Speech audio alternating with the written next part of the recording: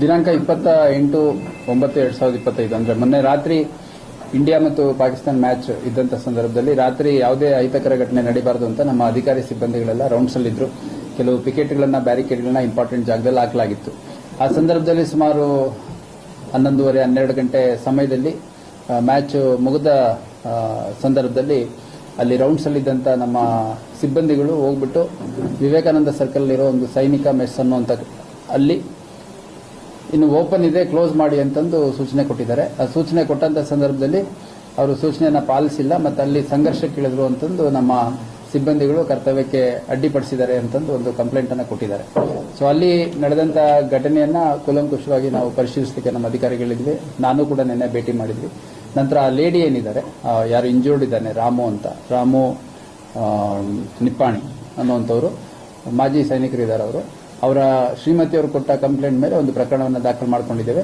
ಅದರಲ್ಲಿ ನಮ್ಮ ಇಬ್ಬರು ಸಿಬ್ಬಂದಿಗಳು ಅನುಚಿತವಾಗಿ ವರ್ತನೆ ಮಾಡಿರುವಂಥದ್ದು ಮತ್ತು ನಿಯಮ ಬಾಹಿರವಾಗಿ, ಕಾನೂನು ಬಾಹಿರವಾಗಿ ಆ ವ್ಯಕ್ತಿ ಮೇಲೆ ಹಲ್ಲೆ ಮಾಡಿರುವಂಥದ್ದು ನಮಗೆ ತನಿಖೆಯಲ್ಲಿ ಕಂಡುಬಂದ ಹಿನ್ನೆಲೆಯಲ್ಲಿ ಅವರಿಬ್ಬರ ಮೇಲೆ ಇನಿಷಿಯಲಿ ಎನ್ಕ್ವೈರಿನ ಪೆಂಡಿಂಗ್ ಇಟ್ಟು ಸಸ್ಪೆನ್ಷನ್ ಮಾಡಲಾಗಿತ್ತು.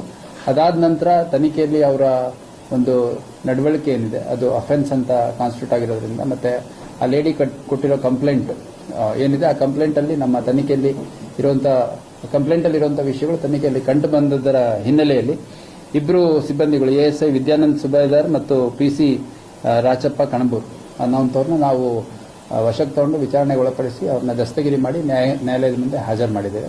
ನ್ಯಾಯಾಂಗ ಬಂಧನವನ್ನು ಕೋರ್ಟ್ ಆದೇಶ ಮಾಡಿದೆ. ಆ ಪ್ರಕಾರ ನಡೆದುಕೊಳ್ಳಲಾಗುತ್ತೆ.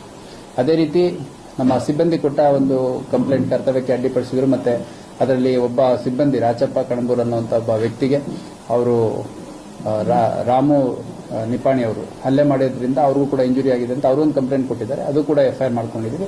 ಅದನ್ನು ಇನ್ವೆಸ್ಟಿಗೇಷನ್ ಮಾಡಲಾಗುತ್ತೆ.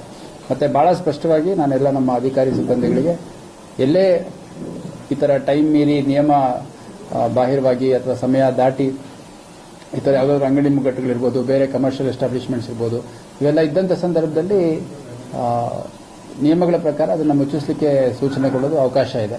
ಆದರೆ ಈ ರೀತಿ ಸಂಘರ್ಷಕ್ಕೆ ಇಳಿಯುವಂಥ ಅವಕಾಶ ಇಲ್ಲ. ಹಾಗಾಗಿ ನಮ್ಮ ಸಿಬ್ಬಂದಿಗಳಿಗೂ ಕೂಡ ನಮ್ಮ ಅಧಿಕಾರಿಗಳ ಮುಖಾಂತರ ಎಲ್ಲರಿಗೂ ಈ ವಿಷಯದ ಬಗ್ಗೆ ಮನವರಿಕೆ ಮಾಡಿಕೊಡಲಾಗಿದೆ.